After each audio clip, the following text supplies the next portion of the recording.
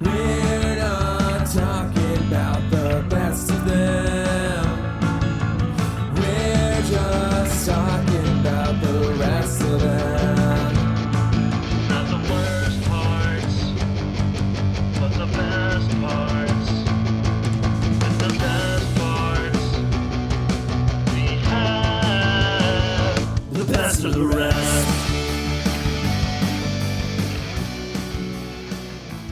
Hello, and I get that things are bad, but what are we doing to fix it? Welcome to Best of the Rest, the show where we take a second look at movies that were poorly received upon release and challenge ourselves to only talk about the things we like and what the movie does well. It's Famous Flops Month, and this week we are talking the 2015 film Tomorrowland. My name is Chris Logan, and I am joined, as always, by my secret genius co-host, Andrew Williams. You ready for this one, Andrew? Please, it's not a secret. Yes, Anybody I am ready. Listen to this podcast knows. They know there's nobody that thinks higher of myself than me. But it's a I am excited to talk about this one. I think this one kind of has a bit of an interesting history, but I think how it kind of came and disappeared so quickly is a very interesting kind of phenomenon. So I am very interested in talking about it and revisiting it and seeing if everybody was wrong, which they are. Well, what is your history with this movie? Did you see it in theaters upon release, or did it kind of come and go in your life just like everyone else's? I did see it when it came out. I was pretty high on the director, a gentleman named Brad Bird, who we'll talk about a little bit more later. This was coming off of Mission Impossible Ghost Protocol, so obviously I was really, that kind of blew me away, and so I was really interested in, where Brad Bird was going to go next, and then everything about this seemed pretty interesting. So when it came out, I did go and see it. I've always enjoyed it, and I am excited to talk about it now. Well, I did not see it upon release. I remember the marketing, but I'll be honest, at the time, I didn't know what the movie was about. I knew there was this weird tie to like a Disney theme park with the name Tomorrowland, but nothing really in the way of plot or anything else. So then I didn't hear much else about it. Didn't hear rave reviews. Didn't have friends telling me I needed to go see it. I didn't get around to seeing it in theaters, and then it kind of really just disappeared. It never came up into my life again, really, until this podcast and getting ready for this month and looking at some movies that, as our theme is, famously flopped. Andrew, you mentioned you were really high on Brad Bird at the time. So was the rest of the world, the rest of moviegoers. I mean, Ghost Prot, as we call it. Huge hit, revitalizes the Mission Impossible franchise, my favorite franchise. His animated work, the stuff at Pixar, and even before that, just beloved, I think is the best way to say it. So yeah, a lot of eyes were on him. This was an expensive movie made by Disney. It just had everything going in the right direction and then failed to leave an impact. So today we're taking a second look, trying to find out why that is, but most importantly, finding out what works in this film. What does it do well? What are the positives? That's what we're here to do. But first, let's set the stage a little bit here. The movie is released May 22nd, 2015. It was made on a budget of $190 million, very expensive. At the box office worldwide, it only brings in $209 million, barely covering the production budget, losing a lot of money for the studio. Critically, it is mixed. It couldn't be more mixed. It holds a 50% critic score on Rotten Tomatoes and currently a 50% audience score on Rotten Tomatoes. It has its defenders, it has its detractors, and they seem to be speaking up in equal voices, but neither camp speaking up very loud, Andrew. As we said, no one talks about this movie. No. There's no critical reevaluation. There's not been any, hey, you guys think Tomorrowland's kind of underrated? That's just not happened. And it's not that old. It's at this point, Andrew, it's almost 10 years old. It's almost a decade old. It's old. We were young men in our 20s when it came out, Andrew. Oh, God. Well, folks, I've reached the end.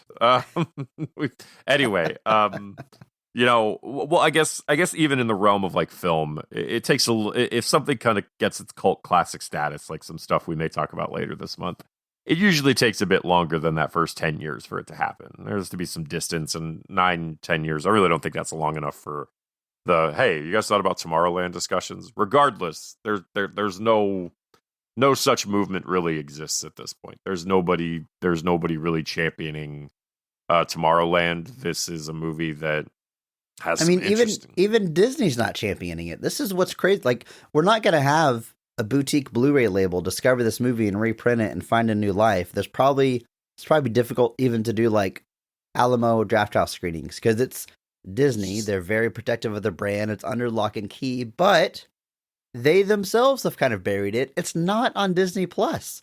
I was shocked to find out. I kind of just assumed more or less every Disney movie's on Disney Plus, especially the more recent ones, modern ones. Yeah, exactly. I get there's probably some old stuff, Touchstone stuff, whatever. It's not on there, but I thought for sure I'd be able to find this because why not? Why not put this on the streaming platform and let people discover it? It's not there. Andrew, I had to act like I was interested in Stars to get this. I signed up for a week trial of Stars on my YouTube TV or whatever.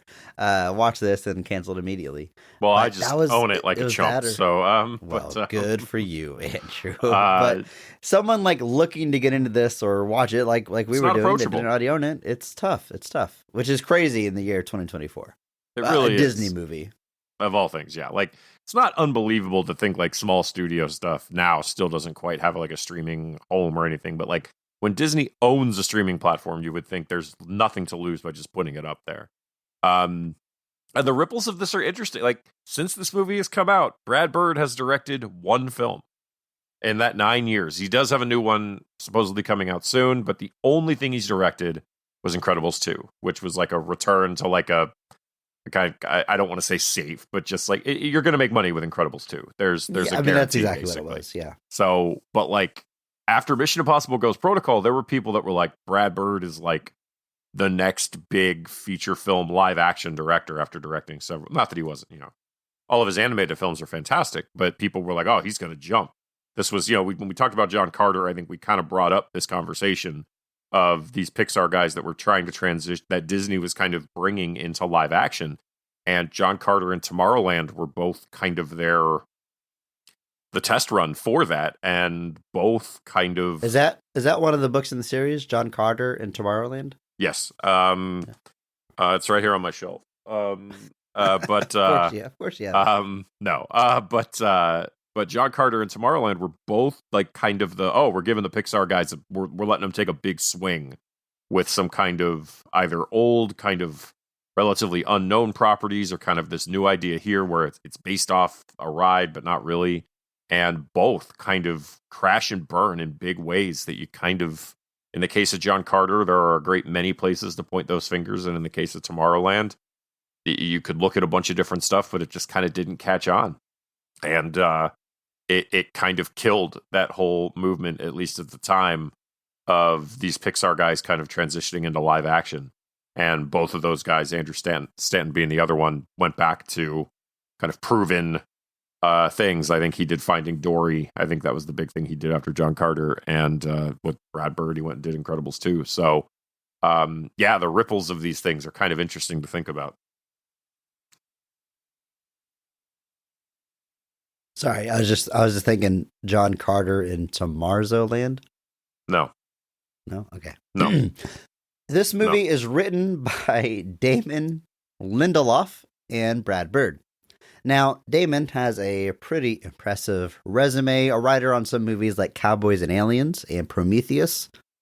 Hey, both of which might be an episode one day. But perhaps most famously, he's the creator and showrunner of the television show Lost, which was a huge deal. That's one of those things that as we get farther away from it, I feel like people maybe don't remember, or people that weren't as old at the time know how big of a deal Lost was, a true phenomena of a show. I've seen this a few times as we go through the movies we do and look at people's credits and stuff. Every now and then, like in their Wikipedia, the first blurb says like in this year they were named by Life magazine as one of the 100 most influential people in the world. It's usually because they're part of a big project. That was true of Damon, and that's because he was a creator of Lost. That show was so big that its showrunner was considered one of the most influential people in the world at the time. After that would go on to be a writer and producer on the Watchmen TV series. Yeah, it is crazy to think about. And I mean, I would say it doesn't happen anymore, but I guess it does, because the last time I remember seeing that influential people thing was for that show. Oh man, it was the guy that was in The Happening, The Soldier. He's in a really popular TV show that I never watched. It's got a cool intro. Oh Jesus! Now it's gonna bug me. I gotta look. Yep. It's got a really cool intro. Start with an S. Start with an S. What is it? Oh, Succession. There it is. Yeah. Jeremy Strong. Jeremy Strong. Succession. Yeah. So it can still happen now, but now it's like I couldn't remember the name of that TV show because I don't watch it. Whereas Lost, like, network television, you just heard people talking, like you knew. I've never watched Lost either, but I know a lot about it just because we had a bigger pop culture zeitgeist where it's so much more segmented now. Well, it's an interesting time because this is something I thought about recently, because like Lost was on broadcast television, and it was right really when like streaming was just starting to become a thing. But like the Lost, DVDs were huge. The Lost DVDs, that's my huge, thing. Yeah. That was the thing. Where I was going, Chris. Jeez. Sorry. But like it was that kind of thing where like everybody was watching it, and like if you didn't see it, people were taping it, and then like you were just starting to get the advent of streaming. But then like in the summers between the seasons, DVDs were coming out, and people were like buying them and being like, "Oh man, I gotta watch it, gotta get caught up." And it's a thing that doesn't really happen now just because of the fact that everything is so readily available. Like I kind of put it to somebody once. I was like, imagine if Loki had aired on ABC instead of going to Disney Plus. Like imagine if one of these big Marvel shows was a broadcast show, and that was basically the only way you could watch it. It would be a huge deal because you would feel like you had to watch it. And Lost created that sense. And it might be the last show that did.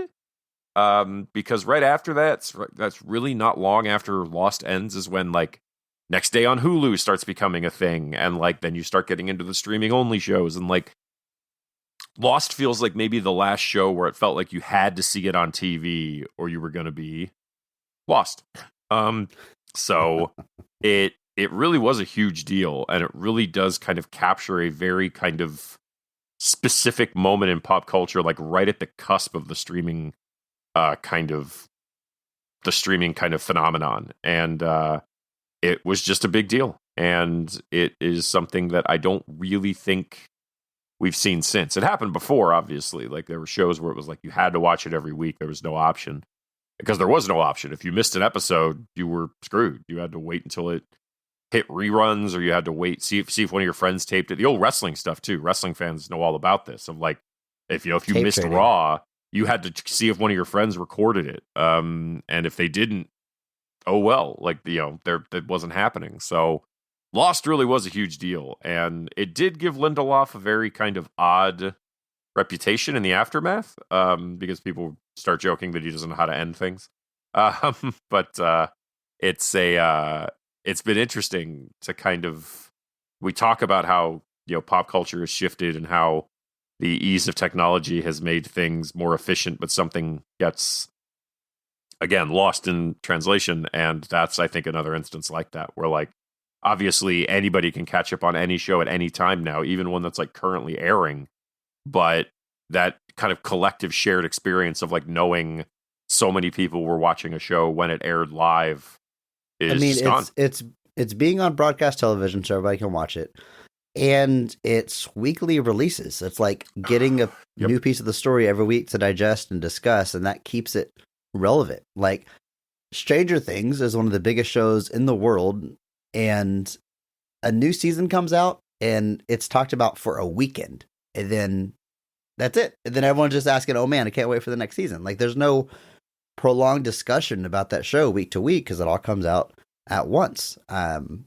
Even if they don't, I don't think it comes out all at once anymore. I think they split it into two, like the last season or something. Oh, I think you're right. I was looking at season 4. They had 2 parts. And the last 2 episodes are there. But like you said, even when you split it now, because the seasons are so short now, like season 4 of Stranger Things was 9 episodes, split across a whole split across. The first half came out in the end of May, the second half came out at the beginning of July. So, like you said, you get this kind of immediate interest in this immediate discussion. But even if it was week to week, 8 episodes, that's 2 months. It's 2 months and then it's gone. Like with Lost, it was a constant discussion from when it started airing in like August, September until that season finale hit in like April or May. So you had this, TV shows just stuck around longer in a way that they still do. Like there's obviously still broadcast television shows, and I know there's popular ones. Like I know Chicago has a whole series of shows now. There's Chicago Med, Chicago Fire, Chicago PD. Yeah. They actually film some of those not too far from where I live sometimes, but I have no idea. I've never seen it. I don't have any frame of reference. I know 911 is kind of another big show that's taken off. So there's still definitely broadcast shows, but like nothing. A lot of it is just procedurals, and so there's just this lack of like ongoing stories told like Lost was, and so with these shows now, you tend to get a lot more of that on streaming, where like you go to Netflix, you can see things like Dark or Ozark or it's broadcast television just doesn't really have anything like Lost anymore, and maybe we're worse off for that. I don't know. I think we are, Andrew, but let's turn it back around to the hashtag PP and talk about the director of this film, Brad Bird. Now, he's Bird. What can you say? He's Bird. It's the Birdman. Working in the industry for literally decades, mostly animation's what he's known for. Coming up as an animator, as a producer, occasional writer. I mean, it's funny. I'll go back. I watched The Critic recently, the John Lovitz cartoon. I went and binged that earlier this year. And Brad Bird's name comes up in the credits every episode. He's an executive producer there, and every time they're like a little Leo point. The first time I noticed. But I think comes on to most people's radar, especially film buffs and people really into this stuff. The Iron Giant. Yep. Comes out in 1999, which isn't a huge hit. In fact, it disappointed the box office, but almost immediately gets this legacy of being a very, very special animated film. And then he really hits the big time in Pixar, directing and writing The Incredibles, follows it up with Ratatouille. I mean, the man is riding high. And as we've mentioned, in 2011, he gets the nod from Mr. Tom Cruise to direct Mission Impossible, Ghost Protocol, Ghost Pro, as we call it. And that's a huge deal. Like, it revitalizes a franchise that was seemingly on its last legs, from public optics of Tom Cruise to Mission Impossible 3 being much more low-key than the first two. It was really on the outs. I mean, there was talks of transitioning the whole franchise over to a new lead, which is why Jeremy Renner is in that movie, but that gets reworked. Hold on. I got to bring up one thing in regards to old Jay Renz there. It's so odd to me that you put Josh Holloway in that movie to literally be killed in the first 5 minutes and then have Jeremy Renner be the guy that's supposed to take over the franchise. It's like, bro, Josh Holloway, who was on Lost, was right there. It's one of those moments where I still watch. Does that feel backwards to you? Yes, it feels extremely backwards. This feels like Jeremy Renner hate, though. I mean, he was hot at the time. This is after. How hot are we actually pretending that he was at the time? Did he get an Oscar nom for Hurt Locker? Whatever. I would argue he was very hot at the time, Andrew. So hot that there was 2 failed attempts to hand over a franchise to him that's because he's also in. I guess it's in the Bourne Legacy. I guess it's a hindsight thing where I look back, it's like we tried this twice and neither worked. But there's no Mission Impossible without Tom Cruise. They learned that, and we are still living in a Tom Cruise Mission Impossible world to this day. But yeah, the movie's a big deal. I mean, there's a lot riding on it, and it was a huge hit, revitalizes it, and I love this move that the Mission Impossible franchise is known for. It brings an animation director over to live action, and it works. He had just done J.J. Abrams from TV action over to, he starts the series of Brian De Palma, and we've talked about this before. It's just a secret sauce of that franchise early on that I really liked. But all eyes were on Brad Bird for his follow-up to that, which was Tomorrowland, right? It's live action. It's high budget. It's almost $200 million. George Clooney is in it. I mean, it's a big deal. And, yeah, I mean, it's massive. I do want to point out Jeff Jensen does have a story credit here. Lindelof brought him in, but he was a kind of a comic book writer and another kind of small writer, and Lindelof had kind of seen some of his kind of Lost analysis type stuff and was interested in bringing him in for some story concepts. So he has a story credit, but the script is just Lindelof and Bird. But yeah, it's a heck of a thing to look back at, kind of, Tomorrowland coming in the aftermath of Lost, coming in the aftermath of Ghost Protocol. All of that seems like it's Ghost Prots. Sorry, the old G Prots. But it's. Hey man, do you like G Pro? You like that G Prot? It's my favorite M:I movie. The M:I G Prot sounds like a medical procedure that I'm really not going to enjoy. But anyway, it felt like everything was kind of on this movie's side. Like, people were maybe a little leery of Lindelof at this point, kind of coming off of some of the stuff that he'd been responsible for at that point. Like the ending of Lost, I think, really did kind of impact like his general perception in pop culture. Like, people kind of gave him a lot of crap for that. And then obviously Prometheus was out in the ether at this point too, and Star Trek Into Darkness too, both of which were kind of there was a mixed response to them. So the world wasn't super high on Lindelof going into this movie, but people really liked Brad Bird. They were like, oh, well, if Lindelof's the ideas guy and Brad Bird's the guy that kind of puts it all together and makes it work, then this should be great. And so I think people were still generally kind of excited for this, and to say it didn't quite live up to that would be a little bit of an understatement. Andrew, are you ready to fly in to Tomorrowland? Yes.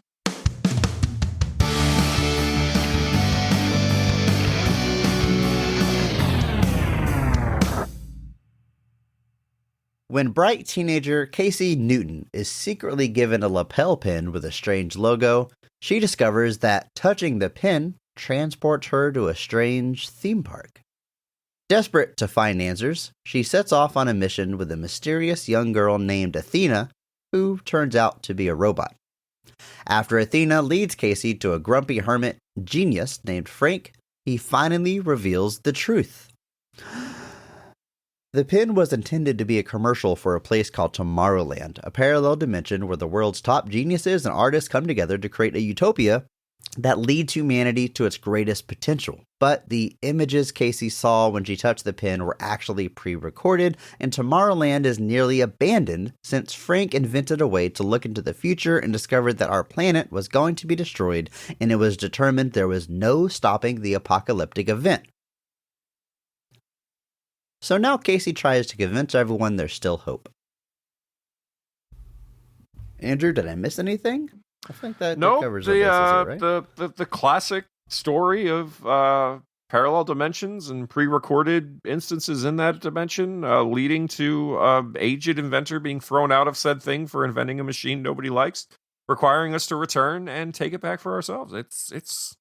Yeah. I mean, I think this is part of the plot of In Search of Lost Time by Marcel Proust. So, an age-old story. There's also this undertone of boy loves girl, boy grows old and invents a machine that tells the future while girl remains young because she's actually a robot, and now they have a strained relationship. I mean, that's woven into the tapestry as well. Just taking all the classics, put them together to make something new. Yeah, perfect. It's a weird one, Andrew. I mentioned I did not know what this movie was about when I saw the trailers and stuff because it doesn't really tell you, but I was 45 minutes in this movie, still didn't know what it was about. I mean, it takes its time peeling back the layers of the onion, but we're going to get to it. We're going to talk about those scenes and everything we like about it, all that good stuff. But first, we're going to talk about the cast. As we do, starting with the high point, the best casting, best performance of the film. Because every episode, we recognize one person who goes above and beyond the call of duty, that they actually elevate the quality of the entire film with their performance, and we recognize that person by giving them the Mark Strong Award. So, Andrew, kick us off. Who's getting your Mark Strong Award for Tomorrowland? I am going to be looking to essentially the lead of the film. I guess if there is such a thing. Obviously, I know George Clooney, Hugh Laurie, this is a big cast, but I'm going to be going with Britt Robertson as Casey Newton. So she is kind of our main protagonist here. She's our main character, of which we are kind of seeing everything that's happening after kind of our flashback opening.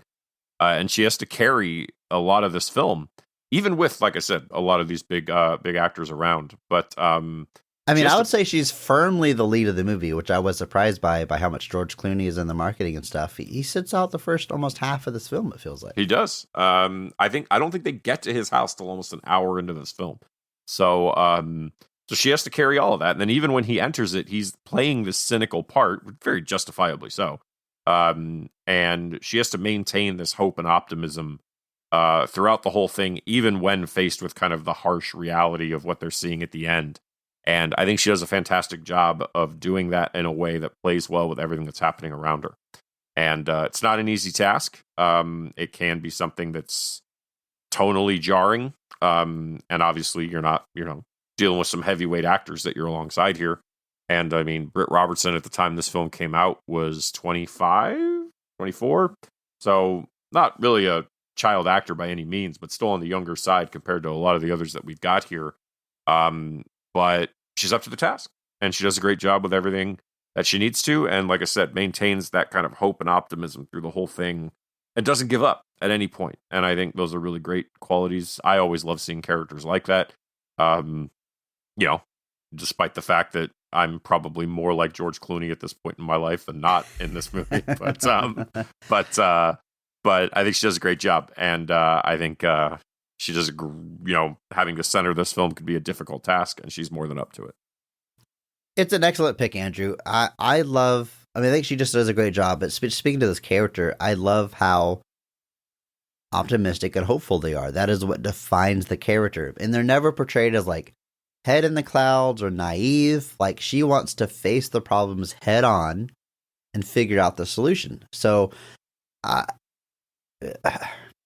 her juxtaposed with George Clooney's character, they're both looking at the same reality. One is throwing their hands up, and one is saying, there's still a chance if we try. You know what I mean? It's not that she's hopeful because she doesn't know things. I think it's really remarkable that they kept her so hopeful and optimistic as all this horrible stuff is revealed to her. And overall, not to get too far ahead, but like that's kind of the overall message of this movie is optimism and hope, which I love.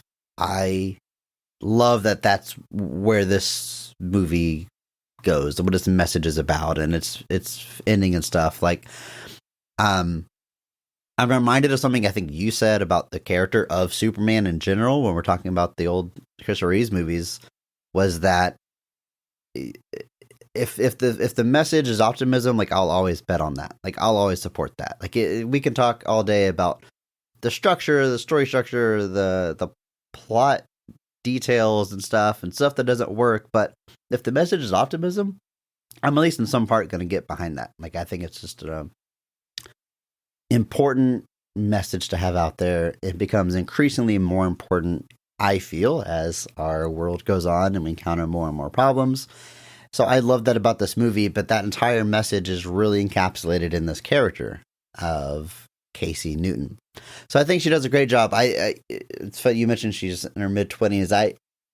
she's supposed to be a high schooler, and there's times where I was like, we're pushing it. But a young person, I think, is all that really matters. It's a young, optimistic person at the center of this here. And she's extremely likable. She's new to this world, but like I said, never feels out of her depth, never feels gullible, is bright-eyed, but not dumb. It's good. It's a difficult tightrope to walk, and she walks it very well. Agreed.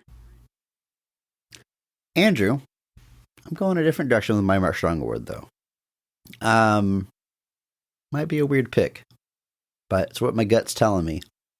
I'm giving my Mark Strong award to Rafie Cassidy as Athena, the aforementioned robot of the film. Wikipedia's description is saying she's an audio animatronic droid. Sure, I don't know. She's a robot.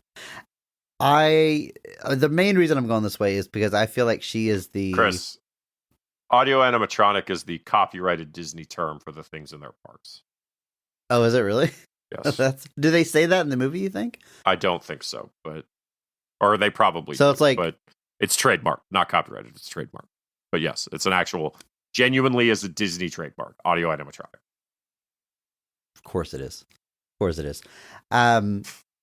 I like this performance a lot. It's kind of the secret sauce of the cast, I think. It's the big X factor. It's we think she's a little girl for a good portion in the beginning. It's revealed she's a robot and knows more than just about anybody else in this movie. And I love this performance because she has to play a believable young girl for long stretches of this movie, and then this ageless, wise robot. I'm always a sucker for any time a child actor is able to effectively play a character that is essentially an adult. I know that's not exactly what's happening here, but they have to just sound like they know what's going on, kind of lose that innocence and naiveness of a child, and just be all-knowing in this case. I mean, it's got to be tough for a kid to wrap their head around, like, because God, that is acting, right? I mean, for a young kid to be able to do that, I'm sure I've brought this up a million times, but like Kirsten Dunst in Interview the Vampire, like, I'm always blown away by her ability to just be an adult in a child's body. So I think it's really special, but it's not super serious. She has a lot of the humor of the film. She has a lot of cool action scenes. There's a lot going on. I think it's just this very special character, and I've got to shout out Rafie for her ability to bring this character to life. So, Mark Strong Award. I actually think this is a great pick. It's another surprising performance. Like you said, there's kind of this inherent, gut check response towards kind of child actors in films. There's people that just tend to, they don't want them there. They think they don't do a good job. And I think she does a fantastic job. She does, like you said, she's 13, 14 when this movie comes out. So she's very much in that range. And I think she's up to the task. She's acting right alongside people like George Clooney and Hugh Laurie and just holding her own, which is not no small task. And yeah, I think she does a great job. She's still out there, occasionally does things. She was in stuff like Vox Lux, Killing of a Sacred Deer, White Noise, so still out there doing her thing. But here, I think she is doing an absolutely fantastic job in this role that, like you said, requires an intense range, and she's able to do it with seeming ease. I'm sure it wasn't ease, but makes it look easy. Makes it look easy. And then, Andrew, of course, we have George Clooney in this film, not getting our Mark Strong Award, but I think doing an excellent job. And I think, this is going to sound strange, not even going for the Mark Strong Award, because I know he knew what that was at the time he was making this movie. I'm sure he knows what it is now. He's such a supporting character in this movie, and he's doing like what's right for the story, what's right for the other actors. He is never trying to take over the show. His character's job is to be impressed by Casey, be won over by Casey, by letting her lead. Like all the big plans to save stuff at the end is thought up by Casey. He's following her lead, and I think that is just really cool. I don't think there's I mean, George Clooney is a genuine movie star of the highest caliber, and I don't think there's a lot of people of that caliber that would take a role like this that is so selfless, you know? Your face might be on the poster selling the movie, but in the film itself, like, you're giving it up to the other actors. And I think George Clooney is just really exceptional at that. I think of, like, Good Night and Good Luck, one of my favorites of his, a movie he directs. He's in it. He's not the lead. He's not stealing. He's doing what's right for the ensemble, for the story. I think the guy just really gets film in a way that we don't see in a lot of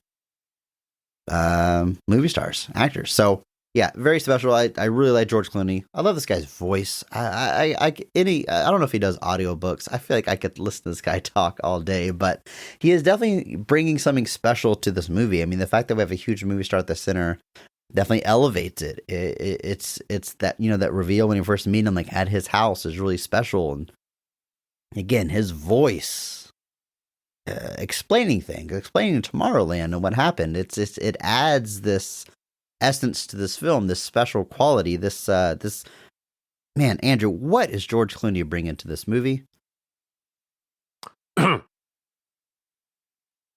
Gravitas. There it is. There it is. That's what it is. George Clooney. I love him. He's great. Yeah, he's great here. Like you said, he seems really good. I actually, people kind of see Clooney as like this movie star, but I actually think he works best as part of an ensemble. I think like what he brings to it. I mean, you think of the Ocean's movies. He's great in them, but part of it is the fact that he plays so well off of everybody else in that movie as well. Like, a different cast with a different chemistry, it's not going to work the same way. So he does seem to be really good. And I'm not going to say that everything is a hit. He did direct The Monuments Men, which was not great for anyone. But, hashtag PP. But it does seem like he really does kind of understand that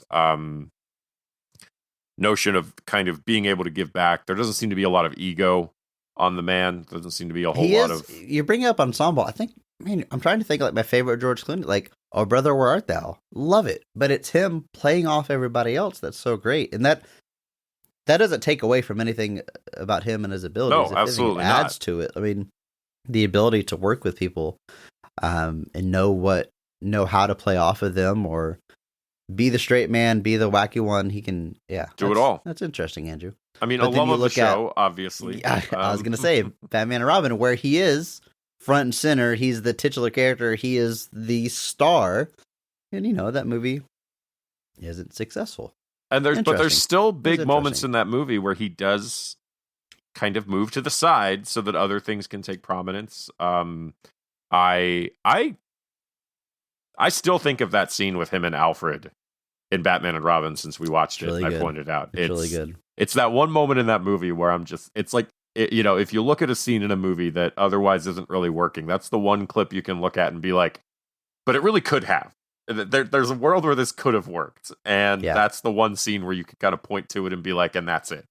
So, I mean, George Clooney is great. I mean, the Ocean's movies are probably what a lot of people associate him with, but I mean, I remember seeing Batman and Robin in movie theaters when I was a kid. I remember seeing Revenge of the Killer Tomatoes and being like, what the heck is happening here?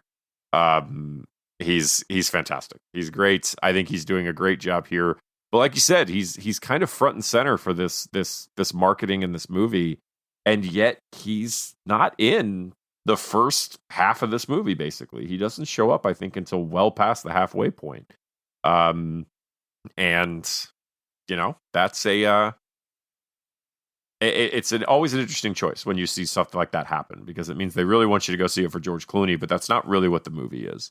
And this kind of comes, I guess, during a pseudo slump in his career where he was kind of in a little bit of a bunch of movies, or he was in a few movies in a row that kind of weren't super well received. He directed. Not a big Leatherheads film, Andrew? Leatherheads was in 2008, Chris. So it's been a long slump. It's no. But, he had Burn After Reading and The Fantastic Mr. Fox and Up in the Air and The Ides of March and The Descendants. And that was a pretty good string of well-received and, in some cases, award-winning films. And then you get Gravity in 13, which, again, people don't seem super high on it now, but at the time, people were pretty high on it.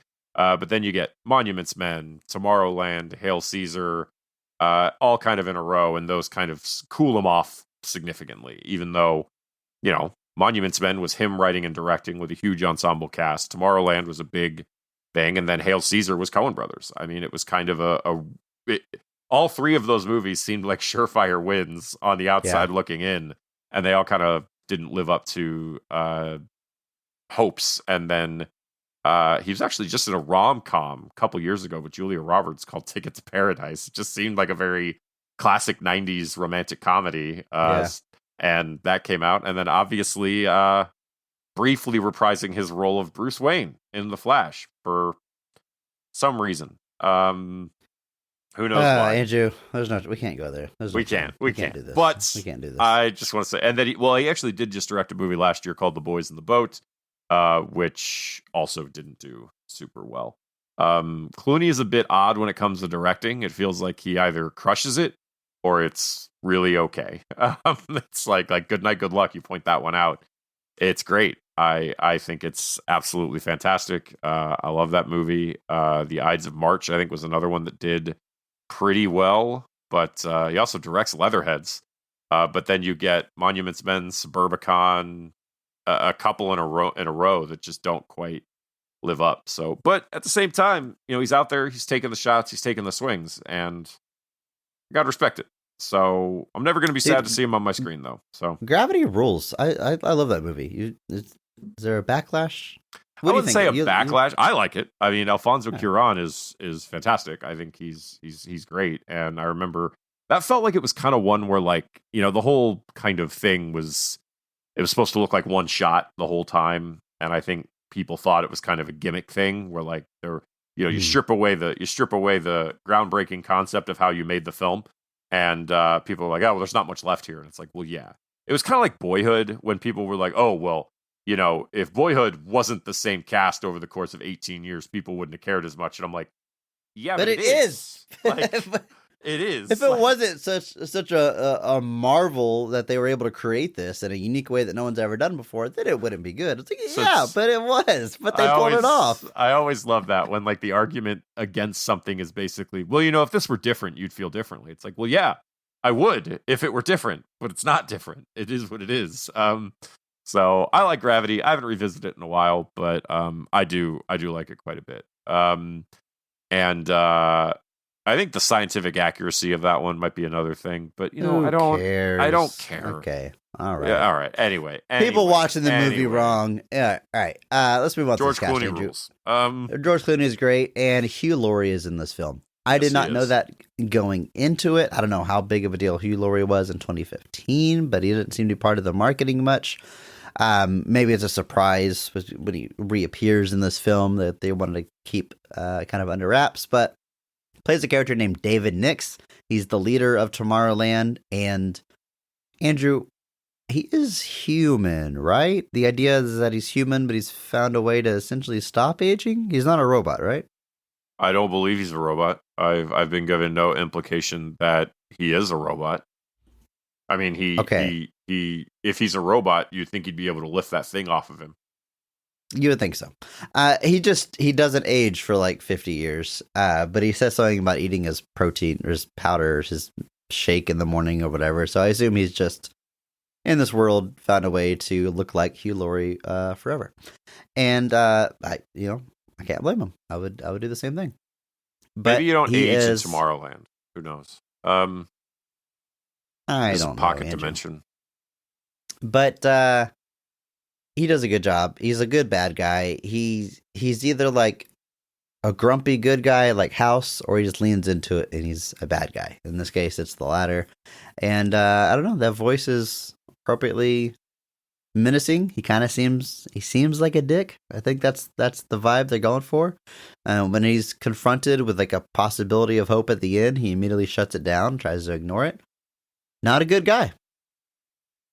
He has such a strange career, Hugh Laurie does, because almost everybody I know knows him for House, where he plays not Sherlock Holmes. But there's this whole like 20 plus years of his career that is before House He's just where, a random character actor, and he pops up in he's in Friends of all things. He's in a comedy duo with Stephen Fry throughout the 80s and the 90s. He shows up in tons of stuff that Rowan Atkinson does.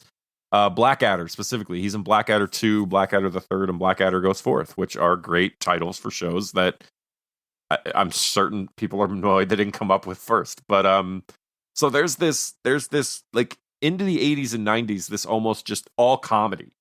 Like just all straight comedy stuff with Rowan Atkinson, Stephen Fry, that are all great. Like genuinely great. And I'm not saying he doesn't have comedy in the stuff that he does later, but just like that's pretty much just comedy performances. I mean, Rowan Atkinson, Mr. Bean, like it's not drama, it's comedy. And so there's this whole period of his career that it feels like people just don't know exists because they kind of feel like he starts at House or like at random character actor. I mean, House is 2004, so it's like 20 years ago now. But it's always funny to me because, like I mentioned, that he, people know who Stephen Fry is. They know who Hugh Laurie is. They have no idea they used to be a comedy duo together doing stuff. And so it's always funny to see something like this where he's just a straight villain. There's no shades to this character. There's no like comedy. There's no anything. He's just the villain, and he's great at it. Don't misunderstand me. But you contrast that with where he kind of started, and it just seems so funny that he's reached that point. And there's plenty of comedy actors that are kind of like that. They started a comedy, and now it feels like they're kind of just known for more dramatic stuff. Steve Carell, kind of like that a little bit, where it feels like, he's all comedy, and then he just kind of started getting into more prestige stuff. Yeah, he's fantastic. He's a great villain here. Appropriately menacing and diabolical for what the movie needs. Does a great job at it. Andrew, country music superstar Tim McGraw is in this film as Eddie Newton, Casey's father, and NASA engineer. Tim McGraw plays a NASA engineer. Oh, wonderful, man.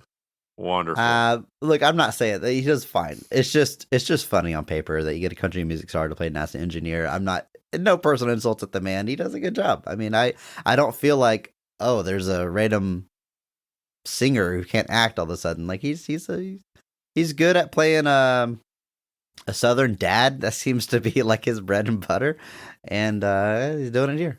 Tim McGraw's married to Faith Hill. He's doing just fine, no matter what anybody on the internet says about him. But, I mean, yeah, you pointed out to me before we started recording, this is not his first performance. This is by no means even like his second or third performance. This is actually one of the last kind of film performances he has. He does recently do some stuff in that Yellowstone universe, which is that show your parents really like. But I guess if there's any show that sort of has that kind of moment for a little bit, it felt like Yellowstone really was that thing. For a while there, people were like, oh, you got to check out Yellowstone. Not like Lost. I mean, not the same. Yes, but like, not to jump back into this conversation, but I think what it is now you have to go to the show and the show won't come to you. People will tell me, oh, you've got to see Succession. You've got to watch The Bear. You've got to watch Yellowstone. I've never bothered to watch any of them for one reason or another. I'm just busy. There's too much content in the world. But I still know nothing about them. Whereas I never watched Lost, but like I knew about the smoke monster and I could tell you what actors are in it. I'd recognize scenes from it, but like I never watched it because like it was all over magazines and ads and commercials and stuff. Whereas now, unless you specifically go to that streaming service and click play, you're not going to really know anything. Yes. Anyway, so he's in that Yellowstone universe, which is not like Lost because the show doesn't come to you.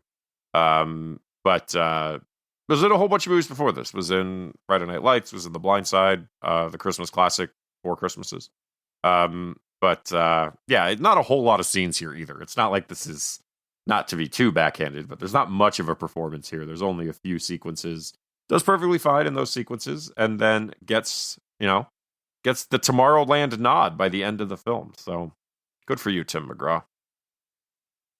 I think the rest of the cast we can talk about as their scenes come up. They kind of pop up, and there are definitely some performances we're talking about. But I'm ready to start talking about this film, specifically our favorite scenes. We're going to start with the high point. with the best scene of the movie, or at least our personal favorite. So, Andrew, in your opinion, when is this movie firing on all cylinders, and what is the best scene of Tomorrowland? I am going to be going with the scene at Frank's house. Yes. Same. Hard same. Yeah. This is a scene where we are introduced to George Clooney for the first time as the adult version of the character we see at the beginning of the film. We get introduced to his kind of bitter, cynical nature, contrasted with Casey's kind of optimism. She's been dropped off at this house by Athena, and basically Athena is kind of trusting Casey to kind of lure Frank into this mission, which he ultimately does succeed at. But while Casey is at his house, they are ambushed by a group of, let me see here, audio animatronics, who are trying to basically stop them from getting to Tomorrowland. Whether that means killing them or whatever, I don't quite know. But we're introduced all these various gimmicks and traps and everything that are all through Frank's house, kind of showing that Frank's been expecting this for a long time. He's got his inventions, he's got his stuff, he's got his memories, but this house is kind of built to survive against these things specifically. And so it's interesting to think that he's this bitter, cynical inventor, but he's also kind of been afraid of this coming for his whole life. Not afraid necessarily, but been preparing. It's like the Disney version of Halloween 18. Same movie. Yeah, I was going to say Sarah Connor and T2, but but same idea. And so he's ready, he's prepared, and so they're able to escape with some hiccups, but it is a really fun sequence. You get introduced to kind of Frank's bitterness, you get contrasted with Casey, and then just all the cool gimmicks and traps around the house and this kind of big action sequence. And you're introduced to the robots and the weapons that they have. The audio animatronics and the weapons that they have. And it just makes for a really fun sequence. And then they launch themselves out of the house in a bathtub. So that's pretty cool, man. So I like this scene a lot. And the other key piece of this scene I like is that, Frank's probability counter for the end of the world sits at 100%. And Casey is the first thing he has seen, apparently ever, that actually brings that probability down. Not by much, but just enough to say, hey, maybe there's a little bit of hope here. And that's always going to get me. And so you contrast that with the rest of the sequence, and it's a winner. This is the high point for me. Yeah, I agree. I think I'd even told you, I was going through my notes before we hit record. I was like, I'm still kind of trying to pick my favorite scene, but I was reading through them earlier, and my only note for this whole segment is this booby-trapped house is a blast. And I was like, oh yeah, that's the best scene. But I don't have a ton of notes on specifics because stuff happens so fast that I didn't want to miss anything. There's a laser grid that cuts them into cubes, and I love all the, they smash their face in and like their jaw gets all crooked and stuff, or head gets spun around. And you can be really violent with these things because they are robots. This is one of the scenes most where I feel like, yeah, you can tell there's an animation director behind this movie. The same way you can go hard on violence in cartoons, a la Looney Tunes, by being super stylized and not feeling violent, you can do the same thing with the robots. And he just has that animation feel to it. I mean, that like the wacky way they get destroyed and stuff, and the goofy smile on the robots' faces. It feels like a cartoon come to life in the best way possible. I just had a blast with this scene. I wanted these little traps and tricks and gimmicks to go on forever. And like you said, escaping the bathtub at the end, just great, wonderful, perfect. 10 out of 10, no notes. This scene is definitely a blast. Literally, they blow up the house, and it's only like, I think like maybe the second real action scene in the movie. We have the shop before this, which we can talk about in a minute. The blast from the past shop with the two store owners. We have a little action scene there. Yep. But this, I mean, really like ratchets the action up. So yeah, great pick for favorite scene. I'm gonna just have to agree with you, Andrew. I do like a lot of stuff in this movie though. Let's see, is this my first note? Well, my very first note is that the Disney castle opening in the beginning is very cool. Just the usual Disney castle, then like a thing flies by. I just love any time they, make something unique for the film itself. Yep. But other than that, my first note is this little kid has a George Clooney chin. Shout out to who played young Thomas Robinson, plays young Frank Walker, a little boy version of George Clooney. Bro, he's got that chin. Like, that had to be like the number one thing they were looking for in the cast, and they nailed it. George Clooney certainly had the chin for Batman. I'll give him that. Yeah, give him that. Michael Keaton used to joke that for all the mock-ups they do for Batman action figures, he tried to get him to do Jay Leno's jaw because he thought that'd be funnier for Batman. But yeah, Thomas Robertson. Oh, again, just a couple of sequences, but also just, shout out there. He does a fantastic job at that kind of, because he's got that kind of whimsical optimism at the beginning of this film. And he does a great job contrast that with, and you kind of see those moments where it starts to falter, and it's just very well done. Should we talk about the Toy Store scene? Yeah, let's jump into it, because that scene's a blast. First off, the store is called Blast from the Past. Looks like many pop culture stores that I have been in. I immediately kind of recognize the vibe here. It looks like a store I myself would love to visit. Just cool collectibles, memorabilia, Chris, stuff from movies, pop culture. Did you notice where the show is? Would you notice where the store is? Right? No. You didn't really? Is it in a Disney theme park? No. I meant in the movie. You know where the store is located? No, it's, I don't know, in the middle of the street. I don't know. Andrew, tell me. They specifically say it's in Houston. Do they? Yes, they specifically say that the store is in Houston. All right. Can we pause real quick? I'll be right back, guys. I gotta go find this. Find this toy store. Reconvene later. I didn't actually walk away. That was just me hitting my desk. Turns out it's the third planet. It's like Nans, but they organized it for the movie. That couldn't be done in time for this movie to shoot. No, place is gross. It's a cool store. And we meet two of the shop owners, played by Catherine Hahn and Keegan-Michael Key. I love both of them, and both of them, really blew up sometime after this movie. But it's just like we were saying earlier about Hugh Laurie. You go back and you look at their career, and it's like, oh, they were doing stuff for a long time. They popped up in plenty of projects I'm familiar with. Maybe I didn't know their name at the time I saw them there, but now that I'm more familiar with their work, yeah, they've been everywhere. Catherine Hahn especially. I mean, she's been a character actor that's popped up. She's like always the main character in a rom-com's best friend, or she's the crazy one in the friend group. But she is hilarious. I love her on Parks and Recreation. I really like her character on that show. Of course, in WandaVision as Agatha, which I think is really oddly the thing that finally blew her up. Right? Isn't it kind of weird that all of our talk of streaming shows and how they don't really hit the zeitgeist, that's one that launched a person's career into a new level, which is kind of interesting.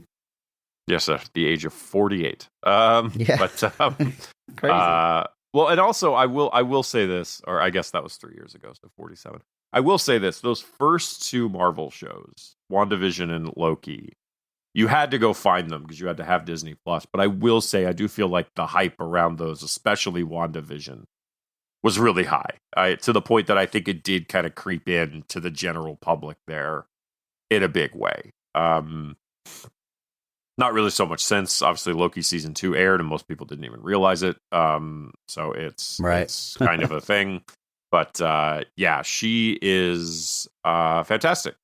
She's been all over the place. She was in an episode of Angie Tribeca that I remember. Obviously, Agatha Harkness, Agnes. She was the voice of Liv Octavius in the Spider-Verse, in the original Into the Spider-Verse. Glass Onion was also a fantastic addition to that cast there. She's just great. And she's just in a bit scene here, but obviously having a lot of fun with it and doing a great job. And yeah, Catherine Hahn rules. She's great. Full stop. Keegan-Michael Key also funny. Rules. Yeah, he's pretty funny, turns out. They're both just really weird and quirky. And the whole reason Casey is there is to find out more information about this pin. And it becomes very clear that they are very interested in that pen and where she got it and finding out the story behind it.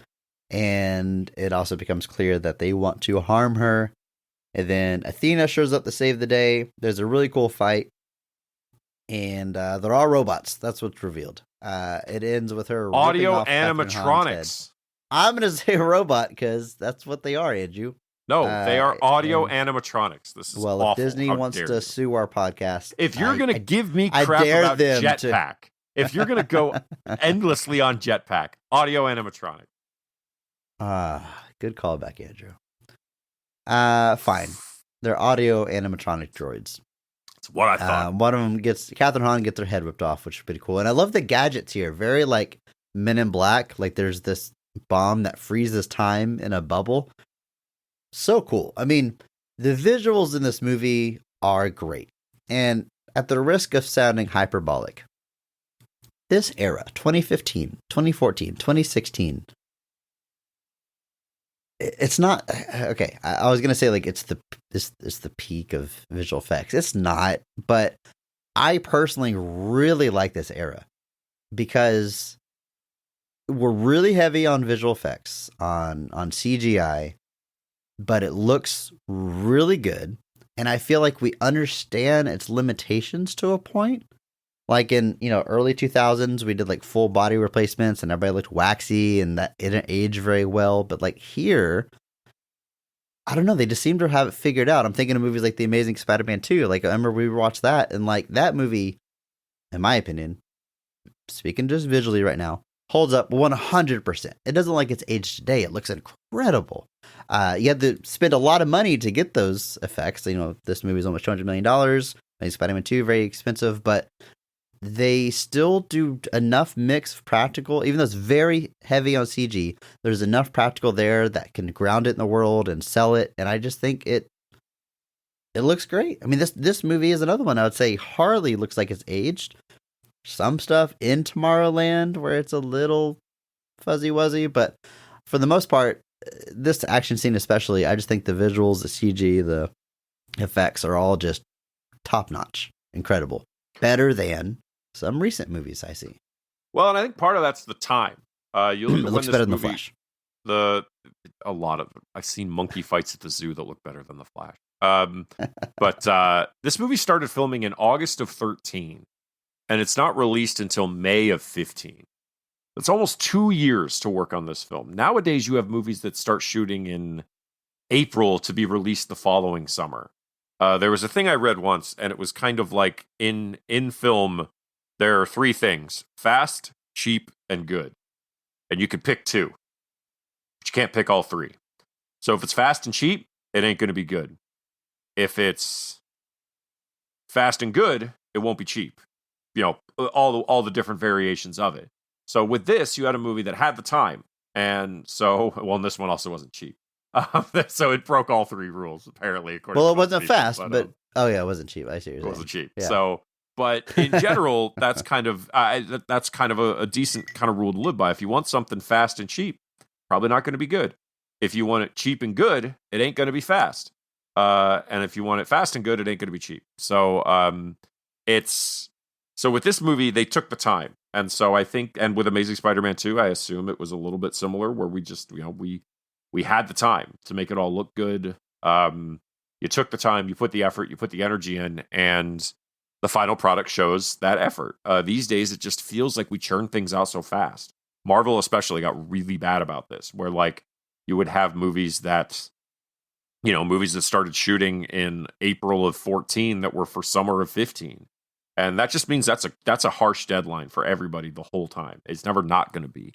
The days of, starting a movie in 2008 and having it come out in 2010 are almost gone. That timeline just feels like it's getting more and more cramped. And I think it shows in the final product. Something like The Flash is even more baffling given how long that movie sat around. How that movie sat around for a long time and people still went, yeah, this looks fine.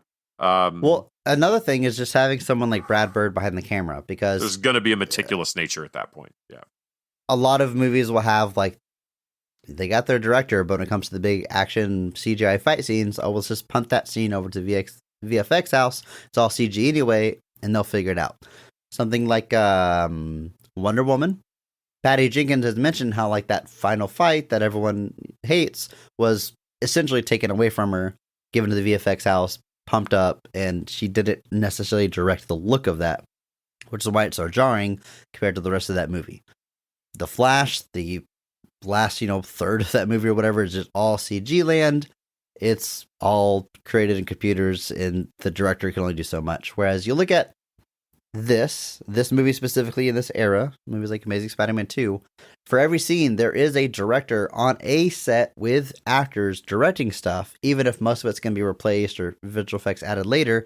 You still have that sense of scale, of scope, and when you have someone like Brad Bird, he knows, you can see in his head what the final project is going to look like and see it through. But as the technology evolved to a point where like you don't even need that, you can just create stuff entirely. Like this is not an attack at this movie specifically because I like the movie and I like this scene. But Andrew, did you know in Spider-Man Far From Home, that's the second one, right? Homecoming, the Mysterio one? Mysterio one, yeah. Far From Home, the cool Mysterio fight where he's in like the parking garage and he gets sucked into his world and stuff. Yeah. And it ends with him getting hit by a train. It's all entirely CGI. There's no Tom Holland. There's no. It's just entirely made in a computer, and it looks good. Like I'm not attacking that at all, but like that's the difference. And right. When you don't have Marvel money or don't have the previs or the right people, it can so easily fall apart, get uncanny valley. Look, hashtag PP, but like the Ant-Man and Quantumania. I mean, that movie feels. You can tell there's no sense, like it's just. Ant-Man, you talk about sense of scale. That was the thing that after Ant-Man, that was the thing I think. It's like I have no idea how any of this is supposed to be fitting together. There's no sense of scale. There's a sequence where they're both giant running through this kind of space, and the only way you know they're giant is because their footsteps are really heavy. Nothing in the environment they're in gives the sense that they're any different than they're normally sized. And it's something that when you're dealing in completely CG worlds can get away with you, like you said, especially when, Peyton Reed is great. I love Bring It On.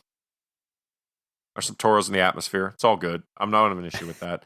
And I like the first two Ant-Mans a lot, but when you went into a completely CG world for Ant-Man 3, it felt like some stuff got lost. I'm just saying, should have been some cheerleaders. But I look at something like Tron Legacy. And Tron Legacy, which, the de-aging tech used in Tron Legacy wasn't quite all there. The rubber face on Jeff Bridges is still something I wish they'd go back and fix. But that's a completely made-up world, but it does have a sense of scale. It does have this sense of massiveness through the grid. And that's something I think Joseph Kosinski at least was able to do there in a very big way. Something obviously that he would do later with stuff like Top Gun, still managing to create a sense of scale even in like a terrestrial environment. But terrestrial, that makes it sound so douchey. But but like, it's a tough thing to be able to enter into a fake world and still create a sense of scale that makes things have this epic nature. And I think that's definitely something that Ant-Man is a good example of something that didn't quite have that feel to me, where you're not quite getting it through in translation and making sure that it has that kind of meticulous attention to detail. So it is something that can get out of hand very easily. But with Brad Bird, to bring this all back around finally, you're going to get somebody who's paying attention to all of that. Yes, 100%. So when we're in Tomorrowland, I don't know how much of it is said and how much of CG, but it's definitely the most CG in the film because you have these impossible structures and towers and a whole city that they clearly didn't create practically.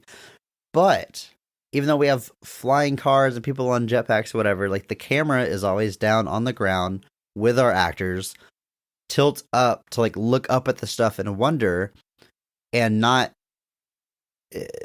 we're in a CG world, so the camera can just spin around and flip and do whatever and lose our sense of being grounded. It's shot as if this place is a real place, and we have the normal limitations of a camera on a tripod, a steady camera, whatever. And it makes all the difference. It sells this world, even though I said, a few minutes ago that like if there is any place where the CG or visual effects start to age a little bit, it's here. but it's not because of the way he shot it or put his camera or whatever. It's simply an advancement in computer technology power. thing. Yes, It's exactly. literally like, we talk about that with Green Lantern going way back, how Martin Campbell's usage of the camera on Oa, which is this completely fake world. He's still using the camera in a very real way. You're seeing real movement versus this kind of insane stuff that people tend to like to do. And that adds a lot to it. I think it's an understated thing that people don't quite realize. Adds to these sequences like it does. The Mysterio Spider-Man sequence is kind of an anomaly because typically when you get into situations like that where you're using the camera in very abstract ways within a fake world, it can start to feel very jarring. And that's one instance where I think, regardless of who it was that was kind of in control of that, they were able to keep that working in a way that fit in with Mysterio's powers and the way that all was supposed to come together. But here with Tomorrowland specifically, and I think Tomorrowland's a mix. I think there are some actual buildings being used there that are being kind of hyped up and augmented with some CG ones, which is how it always is. But keeping that camera real, it helps keep that sense of, you're not really grounded at that point, but it keeps a sense of, you're not moving into this completely fake thing. It's this idea that kind of keeps it grounded only in the sense that you're trying to present what I'm seeing as an actual thing versus just kind of being like, we can take the camera and do whatever we want with it, which just reaffirms how not real it is, which may be a weird nitpick, but it does make a difference to me. Andrew, let's talk about the central problem in this movie. I'm talking about the story. It's that in Tomorrowland, Frank again finds its way to look into the future and sees that there's an event that's going to happen. They see exactly what it was, but it's going to destroy the Earth. And they have this probability counter that says it's 100% going to happen. And in our dimension, Frank, who has been ousted from Tomorrowland, is able to pirate their signal and kind of keep track of that probability. And he's been monitoring it at his house, and it's staying at 100%. And what Casey realizes is, if Frank is able to tap in that signal in our dimension, that means that in Tomorrowland, they must be broadcasting this doomsday signal into our world. And by doing that, they are almost subconsciously telling the world it's hopeless. You're speeding towards your own demise. And the way she sees that as her optimism is that, well, this signal is causing us to barrel towards our demise. But the way Hugh Laurie's character sees it is, we gave you a warning. We told you what was going to happen. And we thought this would be the best. Like, if you saw that your current plan of action is going to lead to the destruction of this Earth, whether it be, from climate change or nuclear war, that you would do something to stop it. And he has so many cool lines as he's monologuing about this. He says, they didn't fear their demise, they repackaged it. Awesome. And then he goes on to say, coal mine canaries are dropping dead and you won't take the hint. I love this, and it's definitely the real world applications of this are very evident because, man, we are dealing with things that mean climate change, nuclear war, and stuff, and experts are continually telling us that, like, if we don't make changes, Earth could become uninhabitable, or millions could die, or this could, and it seemingly, we have coal mine canaries dying, right? I mean, we are experiencing this in the real world, and what this movie is telling through its, storytelling sci-fi way is that we're doing this, one, because it's almost slightly out of our control because of the signal, but two is that there is hope. That if we do start making changes, I don't care if an expert says it is 100%, that doesn't mean you don't try, and if you do try, there's always a chance. That's the ultimate message of this movie, which I do love. And it's able to tackle some pretty heavy stuff, heavy implications, without ever feeling too much like a drag or like a downer. Like, I feel like if you and I on this microphone started talking about some of these real world stuff, we would get really depressed very fast. But this movie, I think, is able to tackle some heavy stuff, come out with an optimistic message. And like we've said already, like, I'm always behind the optimistic message. The triumph of humanity is always going to be a storytelling trope that I will get behind, even if the execution isn't quite 100%. It's always interesting to think about that, because he's looking at the probability of something. And once the probability is no longer 100%, that doesn't mean it's going to happen. That's all that matters. The minute it's no longer 100%, that means there's a chance that it doesn't happen. And that's all you need. It doesn't need to be a high chance. You just need a chance. And that's the thing I'm always going to be a fan of. And that's the thing I like in this movie, is Frank's mindset changes the minute it's not 100%. He doesn't need the probability to go down to 0%. He just needs it to not be 100% to believe that there's a chance, because that's all it is. And hey, I'm into that. That's good. Earlier, we're talking about the synopsis and story. I did mention a thing that can sound weird on paper, which is that Frank's character and Athena, who's a young girl robot, meet when they're young. Clearly, Frank has feelings for her, and then we don't see them again until years later, where Frank is old, she's still a robot, and they've clearly had some kind of falling out for multiple reasons. But what happened is clear, that he had feelings for her, he grew up, she didn't, and they pull this thing off without ever feeling creepy, which is a huge accomplishment, because there's a scene where Athena is going to die at the end of this movie. She's too badly damaged, and they finally connect again and forgive each other. He's holding her in his arms as she's dying. They don't kiss. There's nothing romantic at all. It's very clear, like, once they recognize the feelings can't work in the way they thought, they moved on, even if it hurt. It's a genuinely, I think, very good accomplishment in this movie, to have this sweet story without ever making it weird that George Clooney's character is in love with this little girl character. But I love the last moment they get after they cheerfully reconnect. She is going to self-destruct, and she thinks that he can use her self-destruct mechanism to destroy the machine that's projecting the probability. And as he's flying her up in his rocket-powered, I think they called it a jetpack in this movie, actually. As he's flying her up to drop her into it so she can blow it up, she says, "Frank, do you want to know why you can never make me laugh? It's because you're not funny." It was so good, because it was so like, good, emotional, and like, what are they going to finally reveal to each other? And she's like, one last little like jab at him. That was, it was hilarious. It was and even good. Frank can't help but respect it. Yeah, it's very good. That ending does hit. I think it was really well done. And I'm never gonna be sad seeing the bad guy get crushed by giant debris. It was, it's a good ending. It's probably my second favorite joke in the movie, after another one by Athena, which is where Casey is in the truck with her, and she's asking her all these questions because crazy stuff is happening. And she's like, you can't keep asking these confusing questions. My countermeasure is going to shut me down. And she asks for one more question. And then Athena just goes, and like powers down in the passenger seat.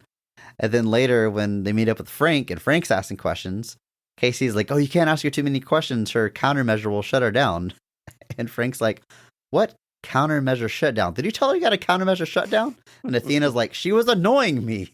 So like, she invented this whole thing where if you ask her too many questions, she will power down and you can't ask any more questions.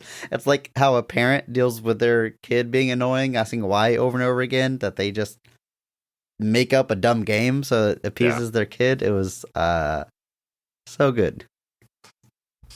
Very good. That got me good too. I was just a good joke. Works. It's good. You know what's a great, the coolest visual effect of this movie probably is when she picks up that pin, and she's transported to Tomorrowland. I was like scratching my head for how they do that. Like, she grabs it and only the background changes. she's in like a police station the first time she grabs it, and then she's transported as a wheat field. But as she touches the pin or drops it and her environment changes, she herself never changes. There's no flicker between shots or whatever. And they do a lot of really cool stuff for that, where like in the real world, she's wading through water. So in Tomorrowland, she's trudging through where there's no water. Any of those transitions back and forth, I was just super impressed with. And I got to imagine whatever techniques they came up with to pull that off is where a good chunk of the budget went. Yeah, I the only thing I can assume is that it's some very high quality green screen so that she can stay unchanged and the backgrounds change around her, but then she interacts with the environments, and it's in both worlds she interacts with stuff. God, it's incredibly done. It's absolutely fantastic how they pull that off. It's going to be like us trying to decipher that Superman 3 sequence again, where we have to like, yeah, it's like still by still, kind of back and to the left. Yeah, it's just, that whole sequence is just so well done. I mentioned the time bomb thing reminded me of Men in Black. Seems like a weapon they would have there. Another scene that really gave me Men in Black vibes was when they go to the Eiffel Tower in Paris. And it turns out inside the Eiffel Tower, there's like this secret room that has the aesthetic of the 50s. And there's actually a rocket ship that's going to transport them to the other dimension. Very Men in Black. Like in the landmarks we think we know, underneath them, there's actual hidden government technology or whatever. And they both have the 50s, 60s kind of retro aesthetic. So yeah, definitely getting those vibes in a very good way. I love I love Men in Black. We've talked about it. Yeah.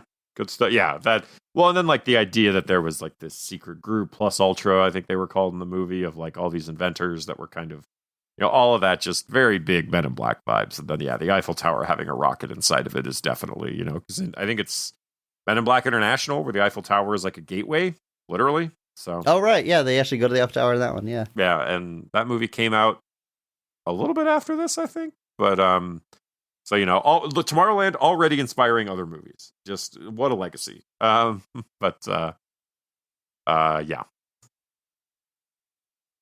Andrew, I really enjoyed this movie. I don't know. I didn't know what I was walking into because I didn't know anything about the plot. It kind of just came and went without anybody really talking about it. I thought it was a lot of fun. I mean, not perfect, but what movie is? If I may offer if I had any criticism at all, it's that it is very slow to kind of tell you what's going on, and it leaves you in the dark for a very long time, which can kind of make you feel like, okay, what is supposed to be pulling me through the story if I don't even know what's happening? And even after it reveals some stuff, like it reveals what Tomorrowland is, we find out, well, what we've seen of Tomorrowland with that pin isn't even actually Tomorrowland. That turns out that was just a commercial. It takes a long time to get there. I think the movie overall pulls it off, but, if you want to talk about things like pacing issues or whatever, sure, fine, but none of it is great enough to tank the movie for me. It's still a hearty thumbs up from me. Really enjoy it, and I think is even better on rewatches. Like, once you know what's going on, you're not left in the dark. You can appreciate the first half of this movie a little bit more, but I really liked it. It's visually stunning. It's got a great message. I'm thinking out now, like, if this was a hit, would Brad Bird have made more live action movies now? What are we missing out on?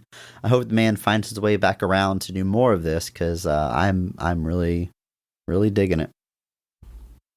I agree.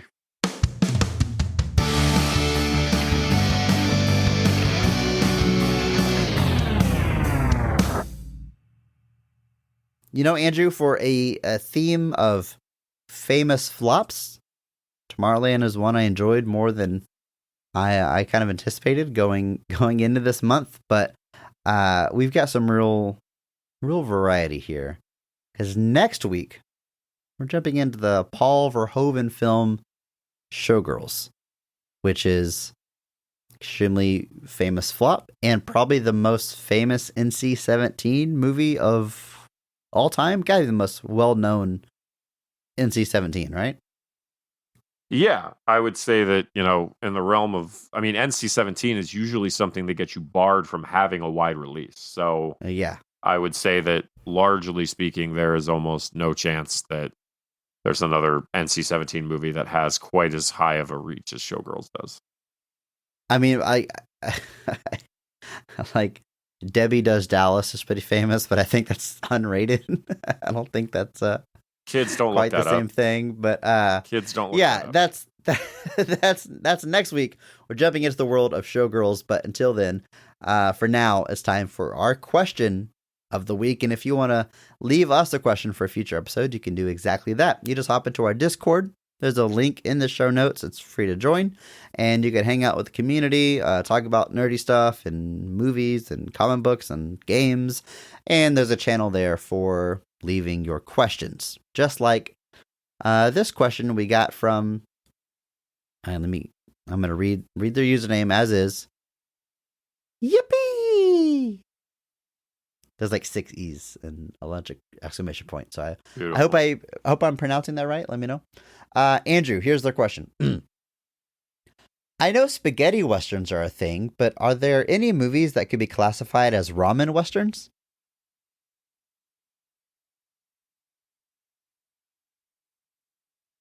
Andrew's got his head in his hand. Yeah, any samurai movie. Yeah. any samurai movie is basically a western. So I mean, that's the answer, right? Yes. Like, so given that there are a great many spaghetti westerns that are quite literally remakes of samurai movies, sometimes authorized, many times not. I don't know that I appreciate the implication of term here, but I mean, ramen western is no more offensive than spaghetti western, right? Spaghetti western gets its term from Italian movies, making westerns in Italy, so they call them spaghetti westerns. Like, that's just as what's the word I'm looking for? Not demeaning, but reducing an entire country's culture down to one famous food. But it is funny to me that like spaghetti. Well, and they also went with ramen because ramen's a noodle. Because we got right. Yeah, they're doing the same. Yeah. They're I just guess reducing all Japan down to one noodle dish. It is funny to me that spaghetti western is a term that is ubiquitous in film, still used to this day. We would probably never coin that term today, but since it was coined at a time when no one's gonna say anything, it gets used freely to this day. Well, and because I only ever saw spaghetti westerns, I guess, as just a comment on where they were made. Like I guess I don't know. Is that offensive? I guess it's not for me to say. I'm literally the definition of the man by most most metrics. So I really shouldn't say anything about anything. But yeah, it is. I don't know, but yeah, the answer to the question, regardless, is any samurai film. That Seven Samurai, Yojimbo, I mean, Sanjuro. what's older, westerns, like traditional westerns, or samurai movies? Or do they come about almost at the same time? I guess really roughly the same time, because I mean, they start making westerns almost as soon as they can start making films, and I assume in Japan, they did very much the same thing. So I think I was going to say, I think maybe the high profile samurai movies come first, but I don't really think that's true. Because like you look at the early careers of John Wayne and John Ford and Jimmy Stewart, and all those guys are in the 40s and 50s out there churning out westerns. And, it's so they really is kind of a concurrent thing where like they're making them roughly at the same time. And then, yeah, I don't know. Yeah. But yeah, you watch Akira Kurosawa's samurai films, you're watching ramen westerns. He said begrudgingly. Ramen westerns. That is a funny term, but don't let it catch on, folks. Yeah. Just call them samurai movies. I definitely appreciated the question though. In fact, that came up in like our movies discussion channel, and I messaged them. I was like, "Hey, you got to put this in the question of the week channel because I have to read this to Andrew and watch his face melt as I say it." So thank you so much for the question, and join us next week. Again, we'll be talking about Showgirls. Likely gonna be an uncensored episode because how do you talk about that movie without saying certain things? It's gonna be a heck of a thing, Andrew. That's next week, and until then, just remember that maybe not every movie is great, but all movies have greatness.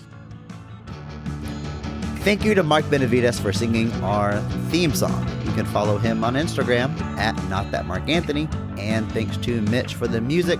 Check him out on Twitter at I'm a Biggie Boy. And check our show notes for the SoundCloud link. Check out our store on TeePublic for some Best of the Rest merch. And if you enjoyed this episode, please share it with a friend. That is the only way that we grow. Follow us on social media at BOTRcast. Thank you.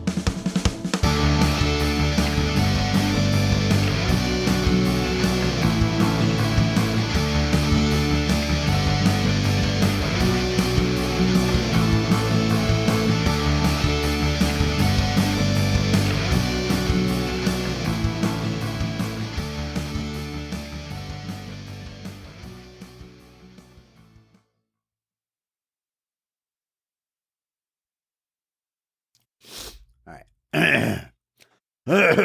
How now, Bronco? The Human Torch was denied a bank loan.